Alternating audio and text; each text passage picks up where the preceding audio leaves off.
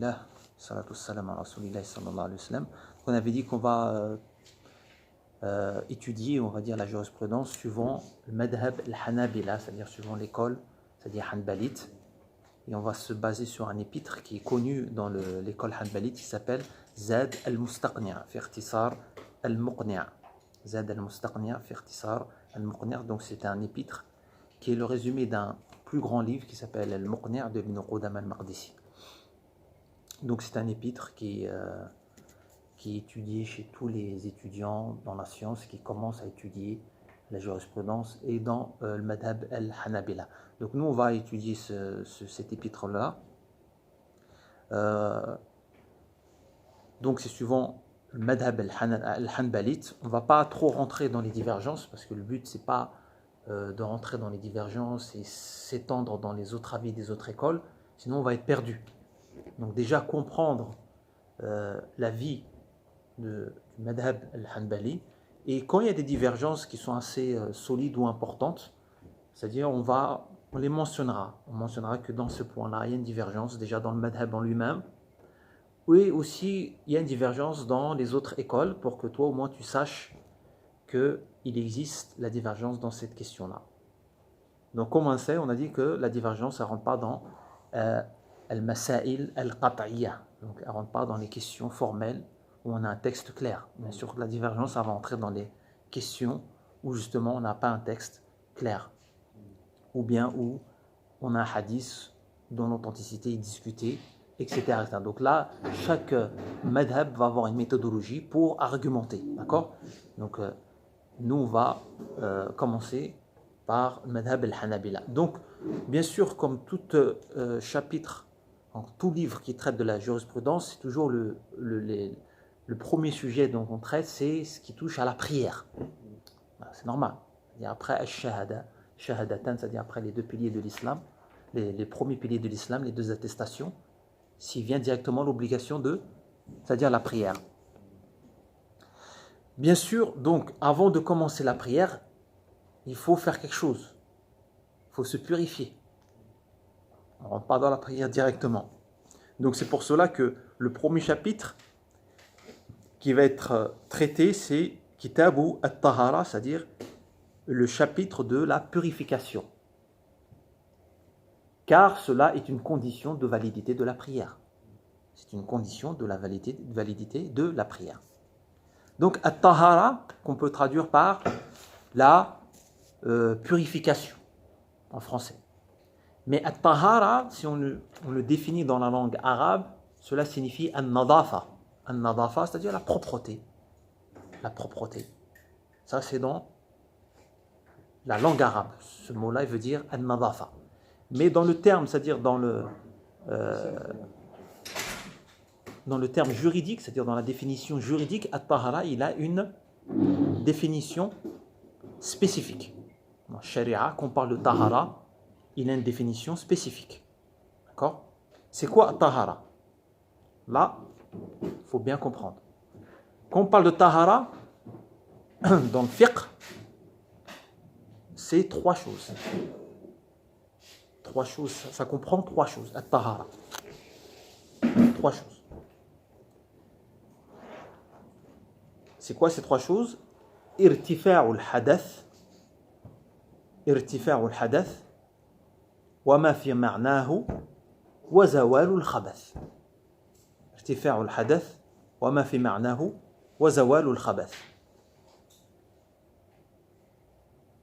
Donc le premier sens de tahara, c'est irtifa, ce qu'on appelle le hadath, qui veut dire, qu'on pourrait traduire enlever l'état d'impureté. Alors, le hadath, on traduit par l'état d'impureté. C'est un état, al-hadath. Al-hadath, c'est un état présent dans le corps. C'est un état présent dans le corps qui empêche la prière et tout acte qui demande la purification. C'est-à-dire quand tu es en état de hadath, par exemple tu as uriné, tu es en état de hadath, cet état-là t'empêche de faire la prière. Tu ne peux pas faire la prière dans cet état-là. Il faut enlever cet état. Ôter cet état. irtifa'u al-hadath. Comment on va enlever cet état-là? Bah justement, on va le voir. On a l'odo, on a le ghusl. D'accord? Irtifa'u al-hadath. Donc, la purification, déjà, ça concerne ce sens-là. Irtifa'u al-hadath. Comment enlever l'état d'impureté, un état qui est en nous. C'est pas quelque chose de concret, ça. Le hadath, c'est pas quelque chose de concret. C'est quelque chose de abstrait. D'accord? C'est un état qui est en nous. Irtifa'u al-hadath. Ça s'appelle une tahara. C'est le premier sens de at-tahara. Enlever l'état d'impureté. D'accord? Donc toujours, tu te rappelles de al-hadath. Irtifa'u al-hadath, ou bien al-hadath, ce terme-là. Le deuxième sens, il dit wa ma fi ma'nahu, ou bien ce qui s'apparente à irtifa'u al-hadath. Ce qui s'apparente, c'est-à-dire ce qui ressemble au premier qu'on vient de citer. Qu'est-ce que ça veut dire, ça? C'est-à-dire, c'est une tahara, ce deuxième là qu'on va voir, c'est une tahara, mais qui est faite pas pour enlever l'état d'impureté. Mais elle est considérée quand même comme une tahara. Par exemple, toi, tu es déjà en état d'ablution. Tu es en état d'ablution, tu as fait tes ablutions. Donc tu es en état de tahara, tu es en état c'est-à-dire tu es en état pur.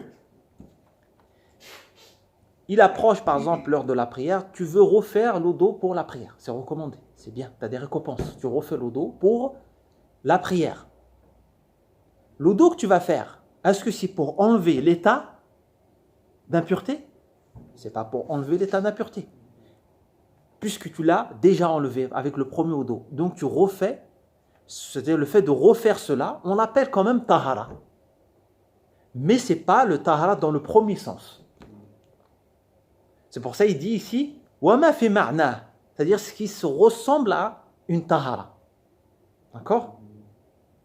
On appelle cela aussi tahara, une purification. Mais c'est une purification pas pour enlever l'état de hadath. Est-ce que tout le monde a compris? Un autre exemple, tu fais le tayammum. Tayammum, c'est un tahara. C'est considéré comme une purification. Tu as fait le tayammum, tu peux faire la prière. Mais pour le madhab, et aussi c'est l'avis des malikites et des shafi'ites, que le tayammum, il n'enlève pas l'état de hadath. Il n'enlève pas l'état. C'est juste une permission, mubih. C'est-à-dire, il te permet, ce tayammum-là, il te permet seulement de faire la prière. Mais il n'enlève pas l'état. C'est une permission. C'est pour ça que pour eux, à chaque moment que l'heure de la prière rentre, tu dois refaire le tayammum. Et tu dois chercher déjà l'eau et tu refais le tayammum. Tu ne peux pas faire deux prières obligatoires, par exemple, avec un seul tayammum. Parce que ça n'enlève pas l'état chez eux. C'est une permission seulement. C'est-à-dire, à chaque fois qu'il vient le temps de la prière, il faut que tu cherches. Il faut que tu cherches l'eau. S'il n'y a pas l'eau, là, tu fais tayammum. Donc, mais on appelle quand même ça tahara. On appelle quand même ça une tahara. Ça rentre dans la deuxième catégorie. Wama fi ma'na, ce qui s'apparente ou ce qui ressemble à une tahara. C'est-à-dire ce qui ressemble à une tahara du premier sens qu'on a donné. C'est-à-dire qui enlève le hadath. D'accord?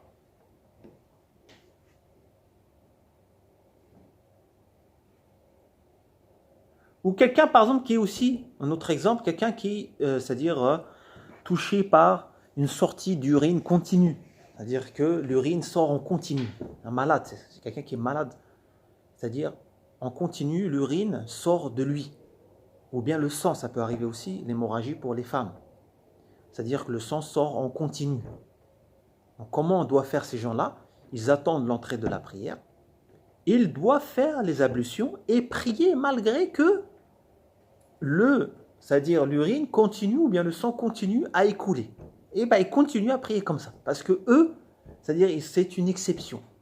Donc eux, ils vont faire l'odo quand même, mais quand ils font l'odo, est-ce que l'urine, ils ont enlevé l'urine? Non, l'urine, il continue. Donc c'est pas une tahara qui enlève le hadath, ça. C'est une tahara, on l'appelle ça tahara, mais pas une tahara qui enlève l'état de hadath. C'est une permission. Non pour le madhab. On parle pour le madhab.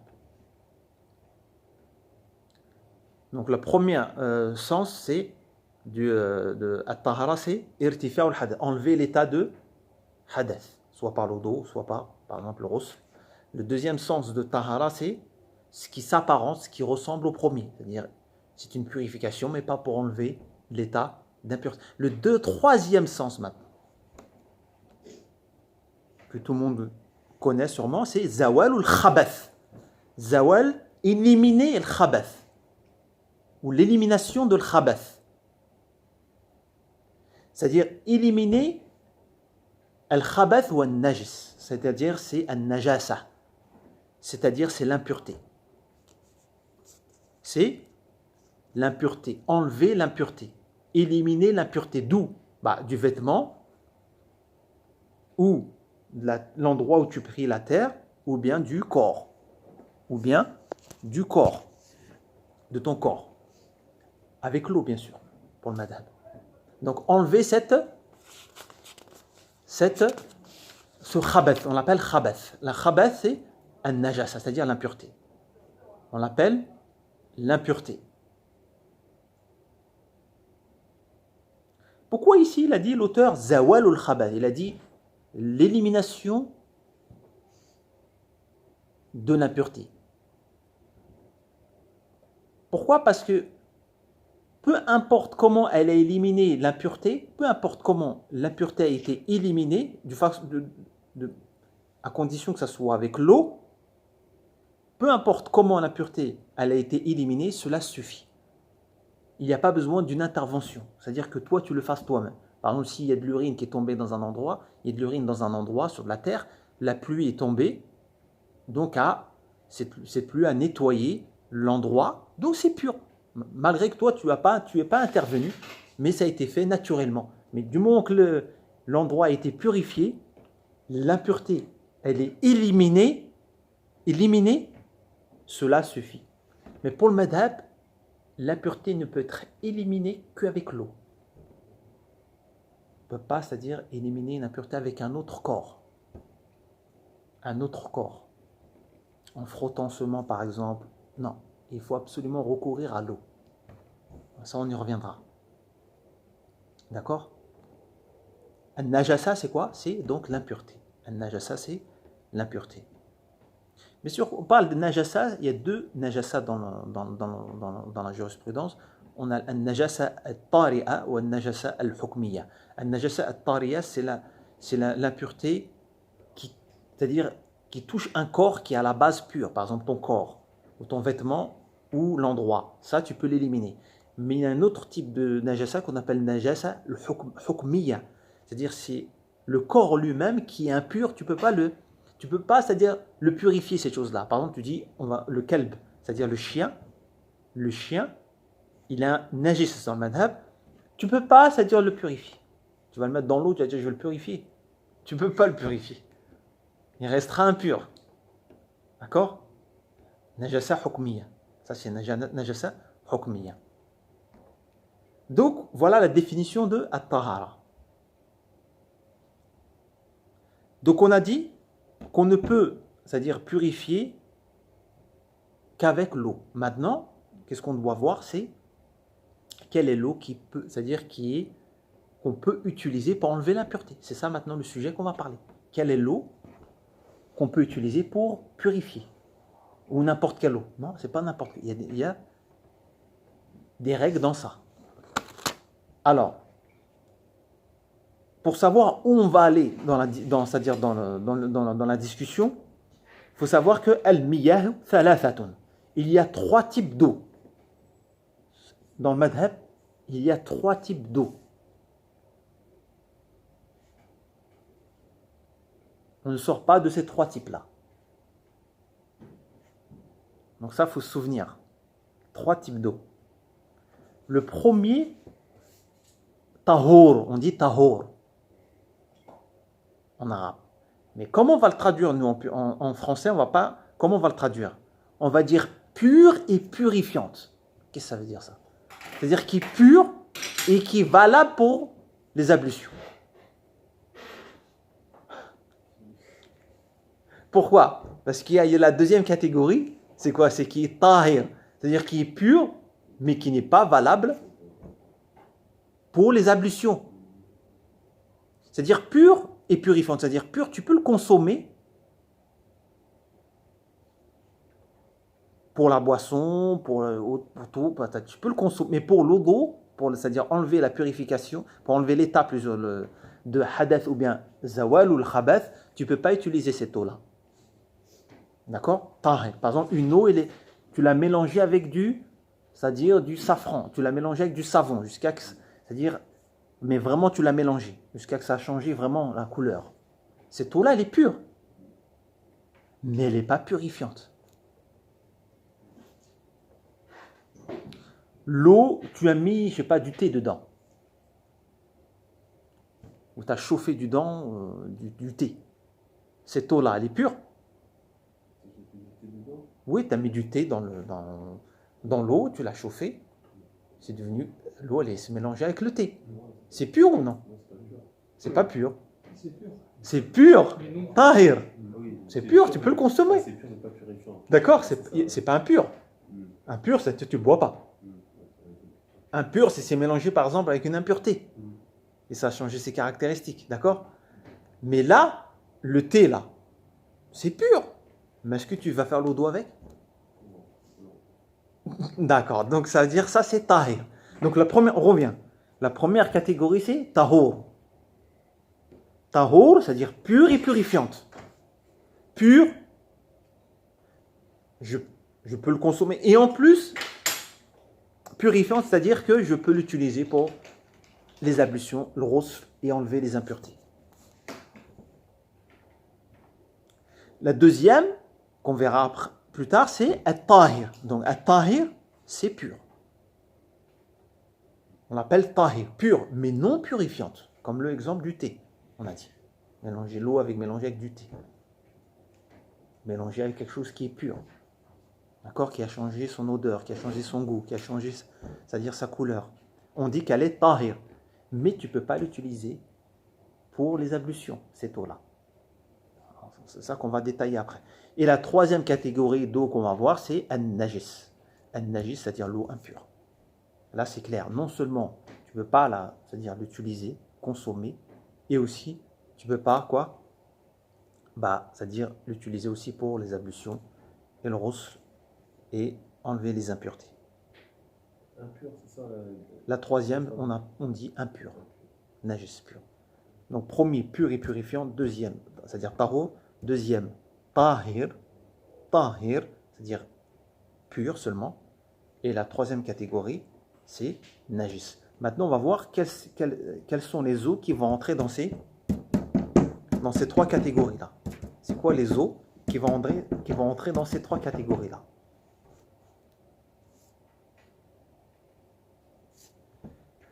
Quelles sont les eaux qui vont entrer dans ces trois catégories? Donc, premièrement, on va aborder le sujet de tahor. La première catégorie, c'est at-tahor. L'eau qui est tahor, c'est-à-dire qui est pure et purifiante.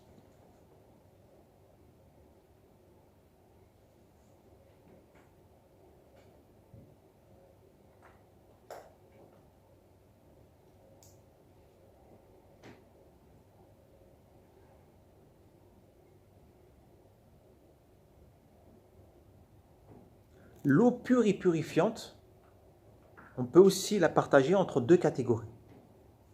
L'eau qui est tahor, on pourra aussi la partager entre deux catégories. Première catégorie, c'est celle qui, c'est-à-dire al-baqi ala khilqati, c'est-à-dire celle qui reste dans son état initial, qui reste dans un état naturel, l'eau qui est non altérée, qui est laissée dans son état naturel, normal. Il n'y a rien qui... C'est-à-dire, elle reste dans son état plutôt naturel. D'accord? Ça, c'est la première catégorie. Tahur, celui-là, on n'a pas de problème. Al-baqi ala khilqati. Naturellement, l'eau, comment elle est dans son état initial, l'eau. On connaît l'eau, comment elle est dans son état initial. Donc, tout le monde sait c'est quoi l'eau. La couleur, pas de couleur, rien. Hein? Rien du tout. Ça, c'est le baqi ala khilqati, cette eau-là. Ça, c'est... Mais on a une autre catégorie qui est aussi tahor, mais cette eau-là, elle est altérée. Elle va être altérée, mais cette altération ne nuit en rien. Elle ne nuit en rien, cette altération-là, à l'eau, à la pureté de l'eau. D'accord? C'est une eau qui elle est altérée, mais cette altération, elle ne nuit en rien à la pureté de l'eau. Et celle-là aussi, on va la diviser en deux. Une qui sera considérée makruh et l'autre mubah, permis. Il n'y a rien, c'est pas makruh. Donc cette eau qui va être altérée, on va aussi la diviser en deux catégories. C'est-à-dire makruh, c'est-à-dire c'est réprouvé. Et la deuxième, c'est que c'est mubah. C'est permis, c'est pas makruh. Mais on est dans quelle catégorie là toujours? On est où là? On est dans tahor. On en rentre dans tahor. Là. Tout ça c'est valable pour toutes ces catégories là, ils sont tahor. Tout ce qu'on parle là, c'est rentre dans le tahor. Alors, c'est quoi l'altération qui fait que l'eau sera... Donc on a dit l'eau qui va être altérée va se diviser en deux catégories. Une altération qu'on va considérer que cette eau sera quoi? Makruh. C'est quoi cette eau là qui est considérée makruh? فإن تغير بغير مماجج كقطع كافور أو دهن أو ملح مائه أو سخن بنجس كره. C'est quoi cette altération qui rendra l'eau, cette eau-là qui est makruh? Vaut mieux pas, c'est-à-dire l'utiliser. Réprouvé. Mais on a le droit. Mais vaut mieux pas quand même l'utiliser. Pourquoi ils disent makruh cette eau-là? Parce qu'ils disent qu'il y a une divergence. Le Hanabila dit qu'il y a une divergence concernant cette eau-là avec les autres madhab, avec les autres écoles. Donc ils vont dire makruh, parce que sortir de la divergence, c'est une règle dans la religion, mustahab.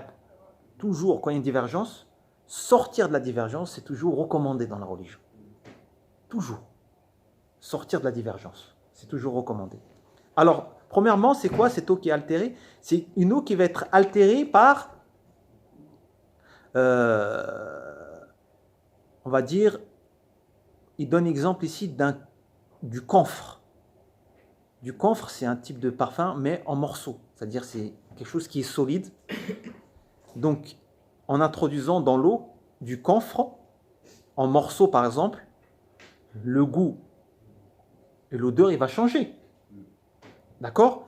Mais, est-ce qu'ils fond dans l'eau? Ils ne font pas. C'est-à-dire, ce morceau-là, ils ne font pas dans l'eau. Ils ne se consument pas dans l'eau. Donc cette eau-là sera considérée tahor quand même. Mais il reste makruh. Donc un morceau, quelque chose qui est solide, qui va altérer plutôt l'eau. Tant que cette chose-là, je vais introduire quelque chose de solide dans l'eau. Tant que ces choses-là ne se consument pas dans l'eau, même si elle altère l'eau, tant qu'elle ne se consume pas dans l'eau, cette eau-là, tahor, elle est considérée tahor, mais makruh. C'est-à-dire réprouvée. Elle est pure, mais elle est considérée réprouvée. Après, tu peux... Ils ont donné quelques exemples ici. Ils ont dit le camphre. Mais après, on peut s'élargir dans d'autres exemples. Après, ils ont donné l'exemple d'une graisse. Une graisse de viande, je sais pas, une graisse, mais solide. Ou autre. C'est-à-dire n'importe quelle chose solide qui rentre dans l'eau, tu vois, même qui va altérer, c'est-à-dire l'odeur ou bien le goût. Le madhab, il dit, tant que ça ne se consume pas dans l'eau, la chose, elle ne se consume pas dans l'eau, hein, ça nuit pas, ça n'enlève pas la pureté, c'est-à-dire de l'eau. Ce qui va enlever la pureté, c'est al-mumazaja, c'est-à-dire le mumazaja, c'est-à-dire le mélange. Quand tu vas mélanger l'eau, ça va se consumer. Mais le mujawara, c'est-à-dire quand quelque chose qui ne va pas se consumer, qui est en contact seulement de l'eau, là, ça ne changera pas, ça nuira pas c'est-à-dire à la pureté de l'eau. Est-ce que ça va pour l'instant? Ou aussi, il dit wa sukhina binajasin, ou bien l'eau a été chauffée, tu as chauffé l'eau avec quelque chose d'impur. Par exemple, on a pris par exemple des crottes d'âne qui sont impures, et on a utilisé ça pour chauffer une eau. Automatiquement, l'odeur va influencer cette eau-là. Donc l'odeur de l'eau va être influencée.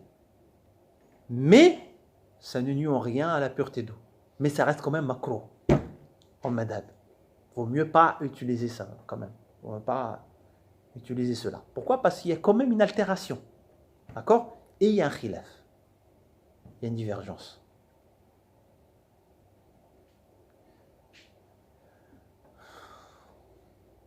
Deuxième type d'altération, mais qui n'unit en rien, c'est-à-dire qui fait que l'eau sera toujours mubah. Elle n'est pas blâmable. C'est-à-dire l'eau reste, elle sera altérée, mais ça n'unit en rien. Ça. L'eau ni makro, rien du tout. Elle est mubah, tu peux l'utiliser, c'est-à-dire sans aucun problème. C'est quoi? In taghayyara bi mukthihi. Premièrement, si l'eau elle est altérée par le temps. Par le temps, c'est-à-dire le temps il est passé, l'eau elle est restée longtemps dans cet état-là jusqu'à qu'il y ait eu une alternation. C'est le temps qui l'a fait changer. Ça, c'est dur de se prémunir de ces choses-là, de préserver l'eau de cette chose-là. C'est dur, tu peux pas. Sinon, on va utiliser aucune eau là. Donc là, le madhab il dit mubah. Là, c'est pas, même ça a changé, ça n'y a rien. Mubah, tu peux l'utiliser normal. Permis. Ou bien par une chose dont on ne peut pas préserver l'eau d'elle. C'est impossible de préserver une eau de ces choses-là. Comme quoi? Comme une plante, les plantes qui poussent dans l'eau, les algues, et aussi, c'est-à-dire les feuilles d'arbres qui tomberaient dans l'eau. Ça, c'est... On ne peut pas, c'est-à-dire se prémunir l'eau de ces choses-là. Ce n'est pas dans notre capacité. Tu vois? Donc là, dans ce cas-là, l'eau reste mubah, lam yukrah. Ou bien il dit si elle a été chauffée par le soleil, naturellement. Le soleil a chauffé cette eau-là. Là, il n'y a rien. C'est parce que c'est des choses qu'on ne peut pas prémunir l'eau de ces choses-là. C'est naturel, ça. D'accord? Donc là, cette altération, elle ne nuit en rien. Non seulement elle est tahor, mais encore, elle n'est encore, c'est-à-dire elle reste mubah, c'est-à-dire elle est permis. D'accord?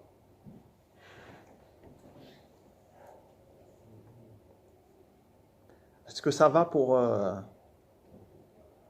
le tahor? Hein? Il nous restera une autre catégorie de tahor. Mais là, le mu'allif, c'est-à-dire l'auteur, il va d'abord dévier sur un sujet, après il va revenir dans le tahor. C'est quoi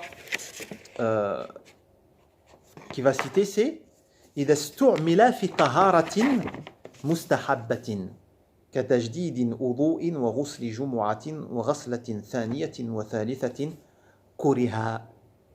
Alors là, c'est quoi le sujet? Il parle de l'eau qui a été utilisée déjà pour une ablution. Une eau, quelqu'un, il a fait les ablutions. D'accord?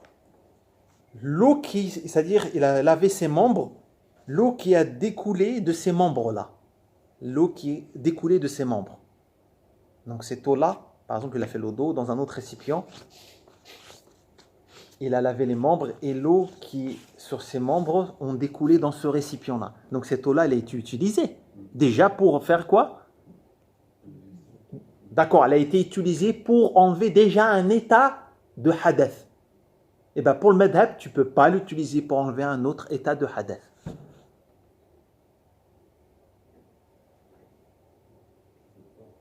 Tu ne peux pas l'utiliser pour enlever quoi? Un autre état de hadath. Donc cette eau-là, elle est quoi? Elle n'est pas tahor. Elle est quoi? Elle sera tahir. Mais elle est tahor pour une purification recommandée. Comme le fait de refaire le dos, ou le ghusl jumu'ah, ou bien le deuxième et le troisième lavage du membre. C'est pas obligatoire le deuxième, quand tu laves la deuxième fois ou la troisième fois. C'est recommandé. Tu peux l'utiliser pour ce qui est recommandé seulement, mais pas pour ce qui est obligatoire. On revient. Donc l'eau... Samir, si on se retrouve dans un cas où il n'y a que cette eau-là, d'utiliser, le mieux c'est quoi? C'est de faire tayammum ou de prendre cette eau? Le madhab il dit tayammum. D'accord, ok. Il dit tayammum. On va revenir sur ça. Il dit tayammum. Il dit même tayammum, des fois il dit même, c'est-à-dire, il y en a vu, il dit les deux même. Tu lises les deux. Pour sortir de la divergence. Parce que là, il y a une divergence. Là, il y a une divergence solide entre tous les madhab. Il y a une divergence. Mais le madhab al-Hanabila, son premier avis, c'est ça, ce qu'il a opté, la majorité, ils ont dit qu'on ne peut pas utiliser une eau qui était déjà utilisée par quelqu'un. On parle des restes, hein. C'est-à-dire quand l'eau qui a découlé des membres, d'accord? L'eau qui a découlé des membres, elle a déjà enlevé un hadath, ils disent, tu ne peux pas enlever un autre état encore hadath. Ça y est, pour eux. D'accord? Mais pour une purification recommandée, comme le fait de refaire l'eau d'eau, ou le ghusl jumu'ah, ou le deuxième ou le troisième lavage pendant les ablutions, c'est permis, mais ils disent quoi? Kuriha, ça reste quand même makro. Lil khilaf. Parce que même dans le madhab, il y en a, ils disent même cette eau-là, on ne peut pas l'utiliser. Pour le recommander aussi. Ça va pour tout le monde? Et cette eau-là, si elle est mélangée avec une autre eau, elle redevient tahour ou pas? Exactement. Là, justement, c'est le sujet, le deuxième sujet. C'est l'eau en grande quantité. Ah, c'est d'accord. Ça rentrera dans ça. Ça rentrera dans ça. Maintenant, on parle de la grande quantité. D'accord? On va parler, maintenant, ce qu'on va parler, c'est quoi? C'est une eau de grande quantité qui va être touchée par une impureté. Qui va être touchée par une impureté. Quel est son statut?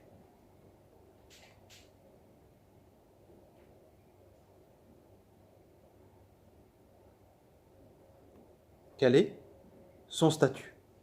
Alors, quand est-ce qu'on considère que l'eau est en grande quantité? Donc pour le madhab, ils disent إذا بلغ قلتين وهو الكثير. C'est-à-dire quand l'eau atteint 2 qulla. C'était 2 grands récipients. Qulla, c'était des récipients, très grands récipients, qui correspondent à 500 litres irakiens, mais qui correspond à nous environ à 300 litres. Qui correspond c'est-à-dire pour nous à 300 litres. Donc une eau de grande quantité, 300 litres, on va dire, mélangée à une impureté, mais sans changer ses caractéristiques.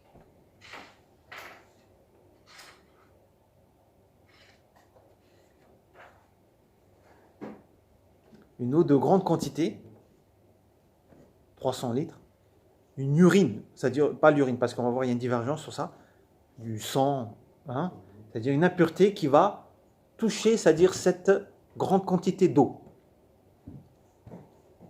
mais sans l'altérer. Si ça altère, ça y est, c'est clair, ça rentrera dans quelle catégorie? Najis. Sans l'altérer, c'est-à-dire sans changer son goût, son odeur, sa couleur. Cette eau-là sera considérée quoi pour le madhab? Hein? Tahour. Tahour, c'est-à-dire pure et purifiante. C'est-à-dire tu peux l'utiliser pour... Pourquoi? Donc on peut faire ces ablutions purifiantes. On peut faire, c'est-à-dire ces ablutions.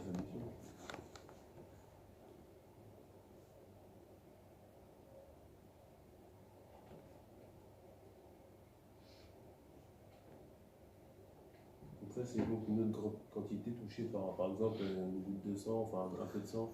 Voilà, c'est-à-dire une impureté qui a touché ou bien qui s'est mélangée avec cette eau-là.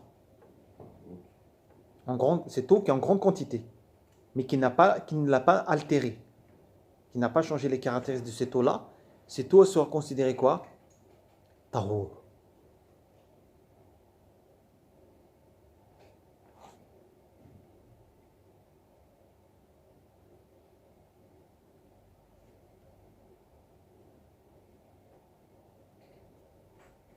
Ici, il dit غير بول آدمي أو عذرته. Il dit sauf l'urine de l'être humain et c'est-à-dire ses selles, Ici, il y a eu une divergence dans le madhab lui-même. Il y a eu des avis dans le madhab. Il y en a, ils ont mis comme exception sauf l'urine de l'homme et, c'est-à-dire ses selles. Si ça se mélange avec l'eau, même en grande quantité, ça sera considéré najis. Mais deuxième avis dans le madhab,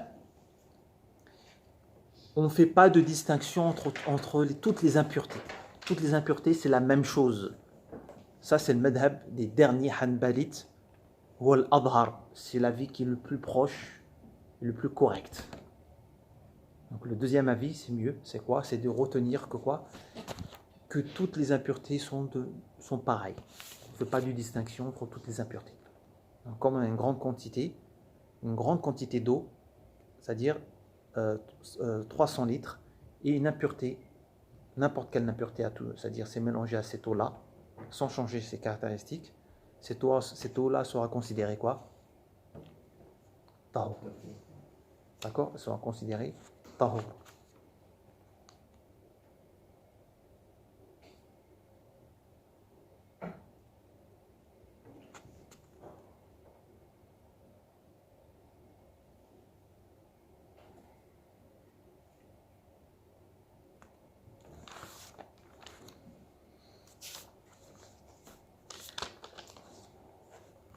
Ça va? Ensuite, il dit ولا يرفع حدث رجل طهور يسير خلت به امرأة لطهارة كاملة عن حدث. Alors, ici, il parle de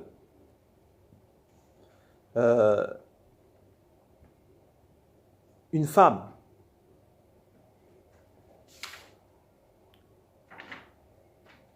qui fait ses ablutions ou bien le ghusl avec une eau de petite quantité, une femme qui fait ses ablutions ou le ghusl avec une eau de petite quantité, d'accord, seule, c'est-à-dire isolée de toute personne, elle est seule, isolée de toute personne, khallat bihi imra'atun, c'est-à-dire elle est seule. C'est toi qu'elle a laissé cette femme-là après, derrière elle. Est-ce que tu peux, toi, te purifier avec? Non. Si on prend l'exemple du premier truc. Hein? Quel premier? Parce que tu avais dit. Là, ça c'est pas le reste. Ah, c'est Par pas exemple, le un reste. récipient. Ah oui, d'accord, c'est pas le reste. Voilà, c'est par l'eau exemple, qui reste de ce Voilà, la pris, tu vois? Ok, ok. Avec l'eau restant qui n'a pas été utilisée en fait. C'est ça? Ou l'eau qui reste. Elle l'a utilisé, si. Ah oui, elle l'a utilisé, mais c'est pas le. Mais il reste. Il en reste. C'est pas l'eau qui s'est découlée de ce Voilà, ses c'est membres. pas l'eau c'est qui pas découle l'eau. de ses membres. Ouais, Ça, c'est c'est un autre sujet. Il reste de l'eau. D'accord. Voilà, c'est ça le sujet. La yarfa. Donc pour le madhab, cette eau-là n'est pas taho, n'est pas purifiante. On ne peut pas l'utiliser. Peu importe la femme, c'est ça, que ça soit une proche ou pas. Peu importe, du moment que il y a les conditions. C'est quoi les conditions? Elle s'isole avec cette eau-là, ils disent. Deuxième condition, il n'y a personne. Deuxième condition, l'eau est en petite quantité et que ce soit pour une taharatin kamilatin, c'est-à-dire pour une purification complète. C'est-à-dire elle a fait la purification complète avec cette eau-là. Elle a terminé l'eau d'eau ou le rose. Pourquoi Hein? C'est pourquoi Le la hadith- femme et pas l'homme? Le hadith, le hadith des Hanabi, leur preuve, c'est le hadith Nahan Nabi sallallahu alayhi wa sallam an yatawadda ar-rajul bi fadli imra'atin. Le prophète a interdit de faire les ablutions avec le reste de la femme, de l'eau de la femme, le hadith. Le hadith, il est authentique. Mais les savants, il y a eu des autres positions par rapport à ça. Donc il y en a qui ont compris le hadith comme les Hanabila, eux ils ont pris le hadith dans le sens c'est ta'abboudi. Ta'abboudi, c'est-à-dire on ne connaît pas la raison. Donc, je te dis par exemple 4 rakat après Dohr. 4 rakat. Pourquoi on fait 4?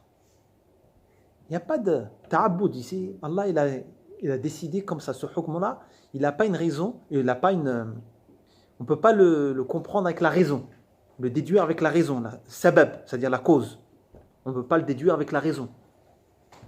Pourquoi ça? Bien sûr, il y a toujours une sagesse. Mais, alors, et eux, ils ont appliqué ça dans ce hadith-là. Ils ont dit que la raison, il n'y a pas de raison ici. C'est ta'aboudi. C'est comme ça. D'autres, ils ont pris le hadith que c'est pour le caractère macro, cela. Ils ont dit juste c'est macro. C'est-à-dire, ils n'ont pas pris ce hadith-là comme une interdiction. Ils l'ont pris comme que c'était juste réprouvé. Ça, c'est d'autres madhab, ils ont pris cet avis-là. Pour une femme aussi ou c'est que pour l'homme? Oui, même pour notre femme, oui. Même pour nos femmes, à condition qu'elle fait les ablutions tout seul. Wa anhu la yarfa'. Tu vois, dans le madhab lui-même, ils ont un deuxième avis, il dit yarfa'. Cette eau-là, tu peux l'utiliser. Ouais.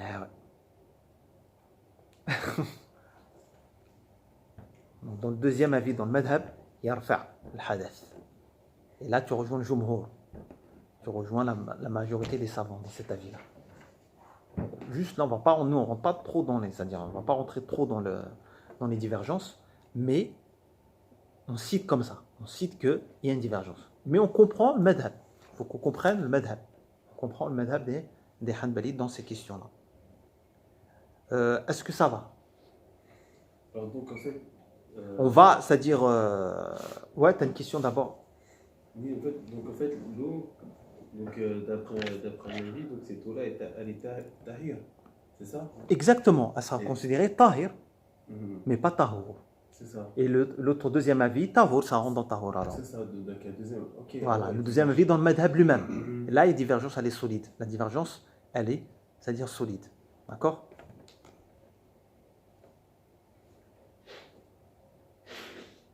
Alors, on va s'arrêter là. Et pour pas trop donner d'informations, la semaine prochaine, on continuera donc à parler de la deuxième catégorie d'eau. Inch'Allah, c'est tahir. À définir qu'est-ce que tahir, quelles sont les eaux qui rentrent dans ces catégories-là. Et najis aussi, c'est-à-dire celle qui est considérée, c'est-à-dire impure. Celle qui sera considérée, c'est-à-dire impure. والله أعلم سبحانك اللهم وبحمدك أشهد أن لا إله إلا أنت أستغفرك وأتوب إليك سبحان ربك رب العزة عما يصفون وسلام على المرسلين والحمد لله.